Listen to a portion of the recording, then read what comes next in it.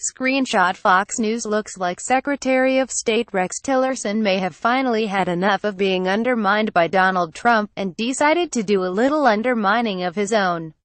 In an extraordinary exchange at the tail end of his Fox News Sunday interview this morning, Tillerson pointedly, and repeatedly, isolated Trump's despicable responses to the white supremacist terror in Charlottesville, Virginia, from his own, and from American values. Host Chris Wallace asked Tillerson about the diplomatic repercussions of a denunciation that was issued by the UN Committee on the Elimination of Racial Discrimination, and Tillerson started off fine with a boilerplate dodge, but then Wallace zeroed in on the weakness in that statement, pressing Tillerson to respond specifically to the UN panel's criticism of Trump.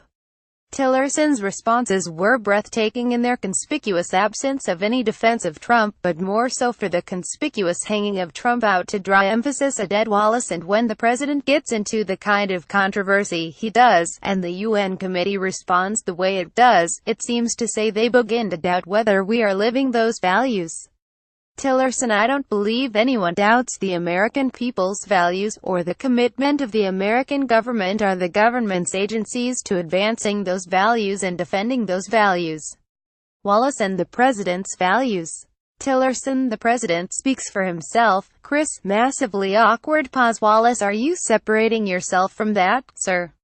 Tillerson: I've spoken. I've made my own comments as to our values as well in a speech I gave to the State Department this past week.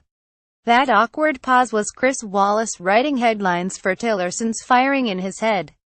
I'm going to go with Rex no longer in effect. Please note this is a commentary piece.